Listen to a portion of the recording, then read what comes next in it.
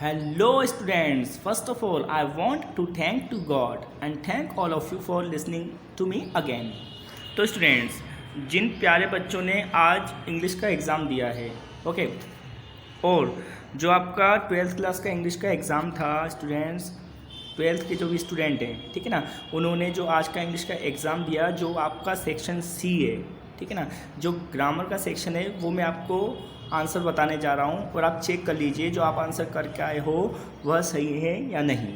Okay, तो देखिए जो आपका ग्रामर का पोर्शन है उसमें सबसे पहले क्वेश्चन नंबर 6 पूछा गया था आपसे, fill in the blanks choosing the correct options. ठीक है ना, मतलब आपको फिलर दिए गए हैं, फिल इन द ब्लैंक्स आपको फिलर दिए गए हैं, आपको करेक्ट मतलब ऑप्शंस दिए गए हैं, आपको करेक्ट ऑप्शन रखना है। ठीक है ना, तो देखिए I have seen blank lot of places, ये क्वेश्चन पूछा गया आपका ग्रामर का फर्स्ट क्वेश्चन है। ठीक है ना, I have seen blank lot of places, तो आपको ऑप्शंस क्या दिए गए हैं, ऑल, ए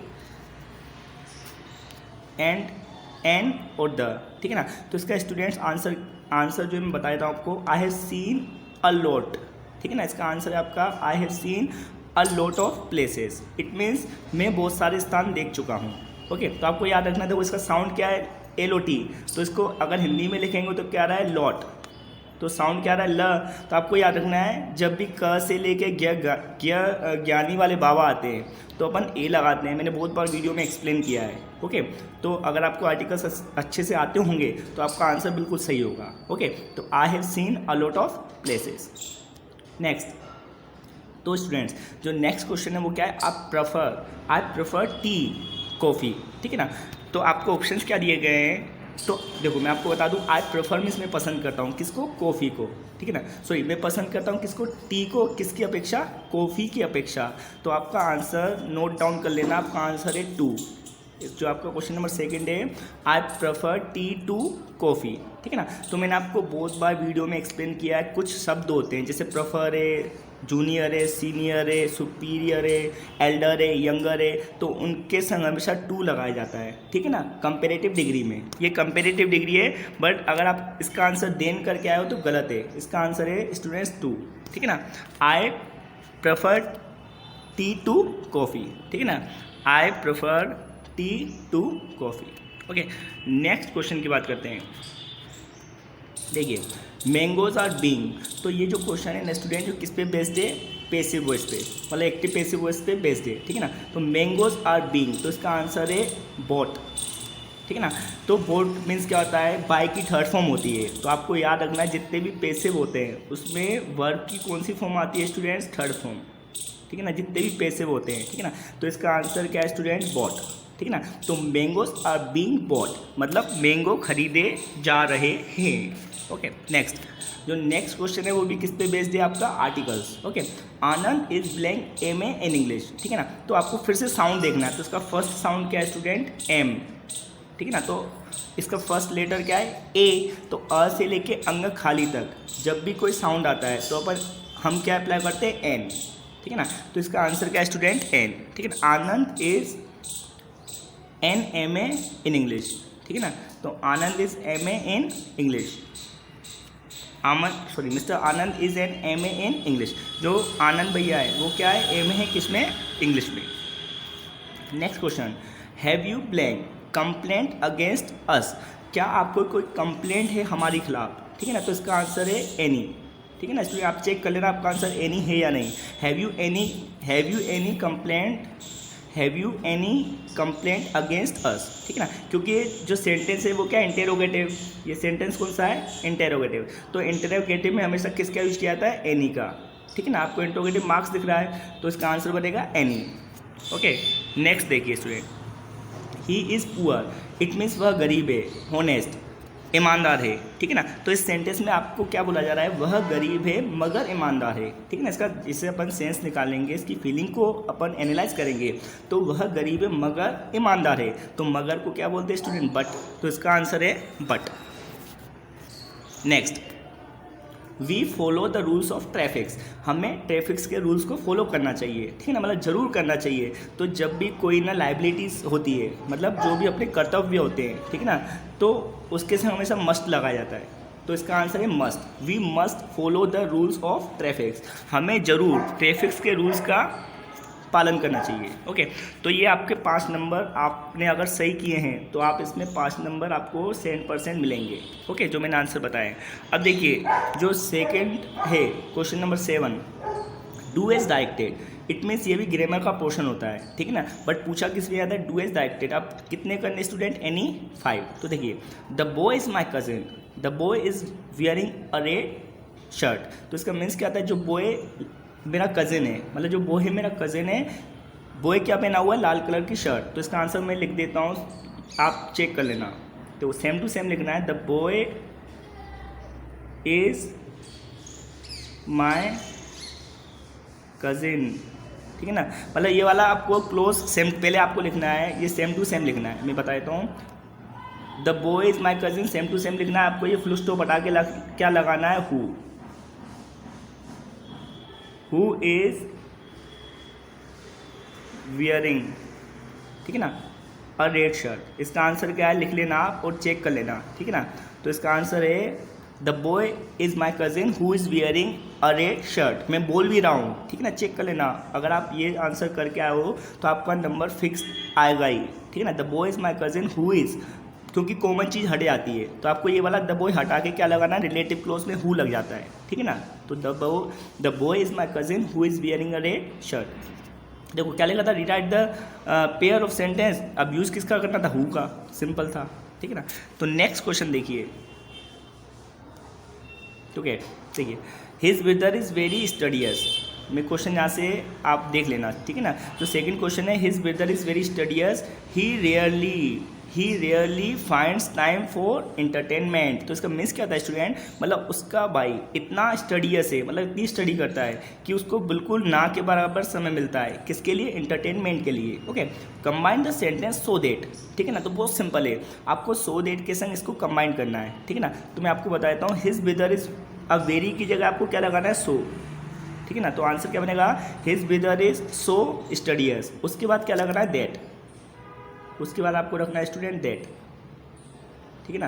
तो फिर से बता देता हूँ, देखो हिज ब्रदर इज, यहाँ से आपको सेम टू सेम लिखना है, ही हिज ब्रदर इज। अब वेरी की जगह पे आपको क्या लगाना है स्टूडेंट, सो, फिर सेम टू सेम स्टडियस लिखना है, फिर लगाना है दैट, फुल स्टॉप हटा देना है, क्या रखना है, दैट।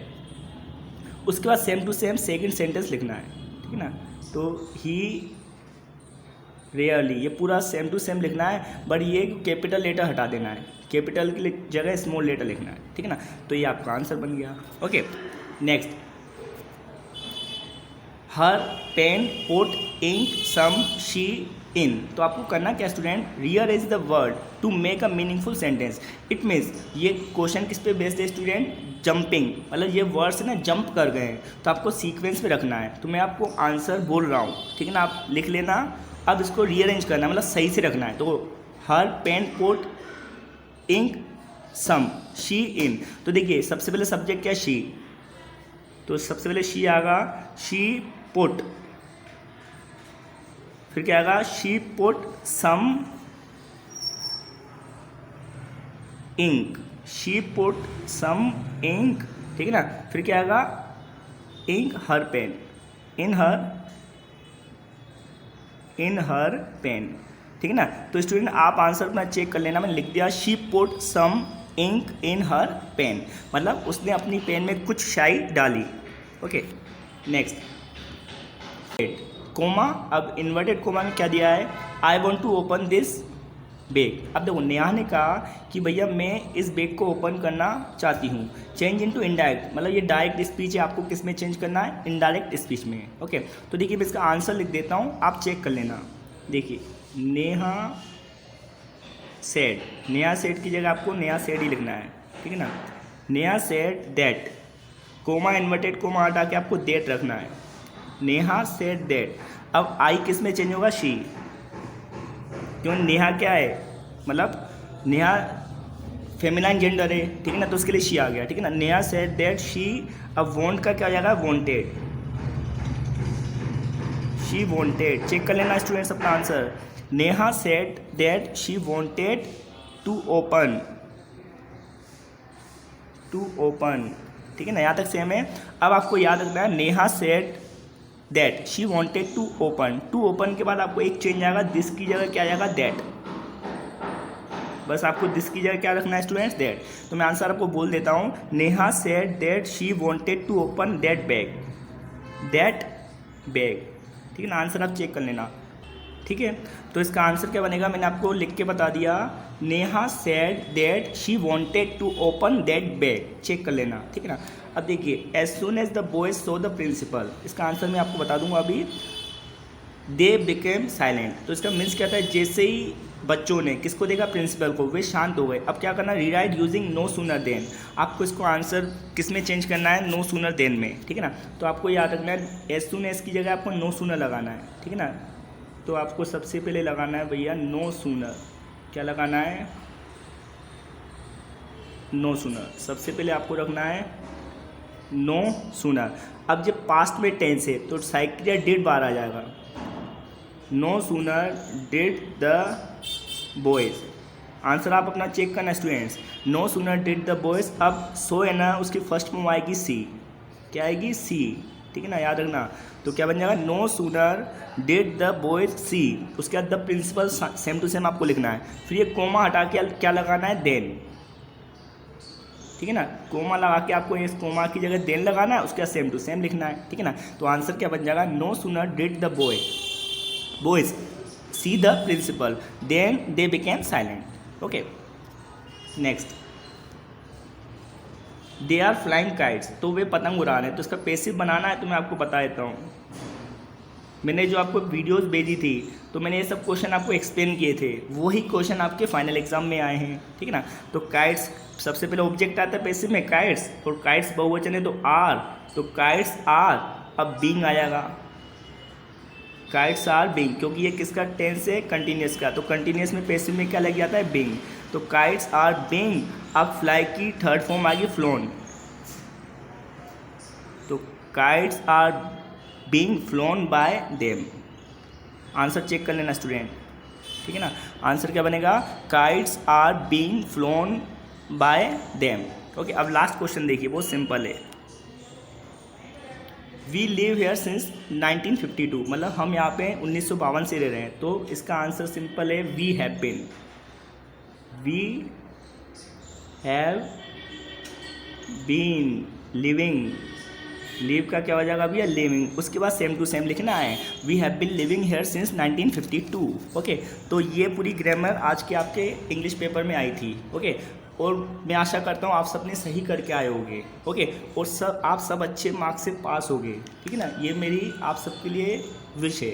ओके, तो अच्छे से स्टडी कर लीजिए। अगर किसी स्टूडेंट के 1, 2 या 3, 4 क्वेश्चन गलत भी हो गए हैं तो कोई टेंशन की बात नहीं, आप पास हो जाओगे। Okay, don't worry. But next time जब भी आप इंग्लिश का एग्ज़ाम दो तो पहले से तैयारी रखना है। ओके, तो अगर आपको वीडियो पसंद आई हो तो प्लीज़ सब्सक्राइब कर दीजिए। Okay, that's it for today. जय हिंद।